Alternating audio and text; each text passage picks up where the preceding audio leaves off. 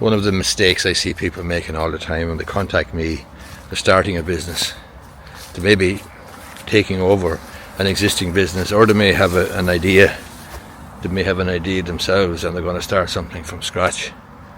And the mistake they make is that they're undercapitalized. In other words, they fail to take into account what they really need as professionals to get their business going. In other words, you might have them looking to take cut corners in relation to getting a consultation or getting a lease assessed or checked. I forgot my tripod today, so I'm going to have to leave it sitting there.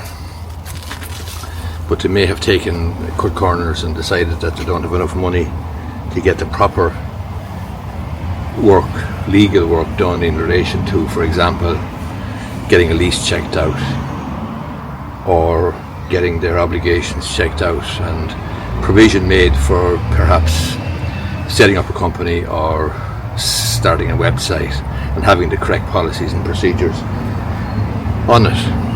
And essentially they have a limited amount of money, they're tight for cash, and they're haggling over the consultation fee.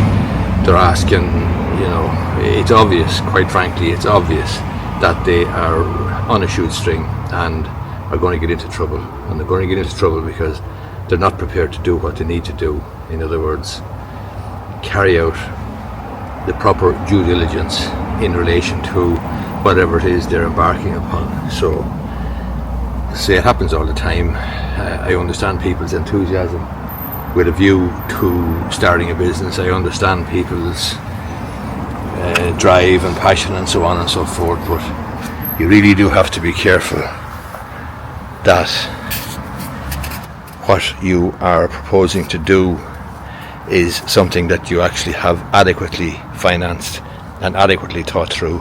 And cutting corners or taking shortcuts, etc., is not a great way to start off, and is a recipe for failure, quite frankly.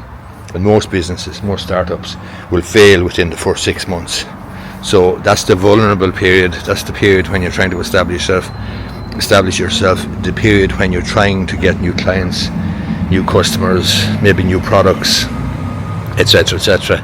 That's the time when you really need some adequate capital to keep you going through the difficult times. This is the bridge here in Enfield.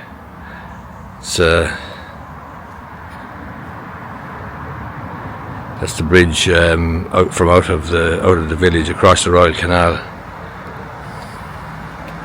But the bottom line is, people understandably want to start businesses and are enthusiastic and so on about it, but they really do need to consider the capital that they need, consider having adequate resources, and then something to carry them over. Because, as I say, one of the mistakes I see people making all the time is simply not having enough capital and basically taking stupid shortcuts, not having a lease checked out properly, not having, for example, the title to the lease, the planning permission, rates, etc., etc., checked as well in relation to the proposed premises, not looking into the question of existing staff, perhaps transfer of undertaking and so on.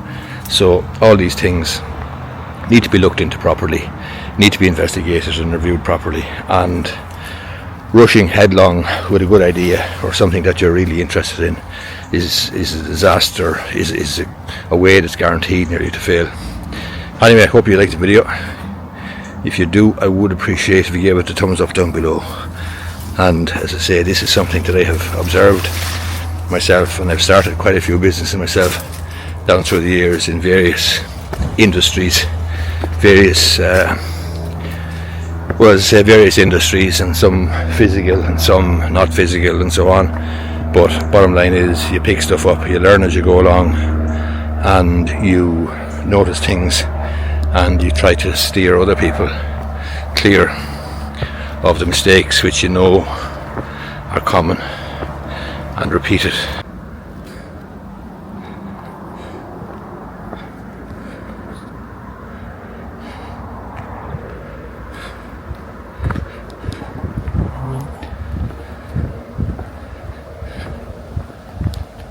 Mm.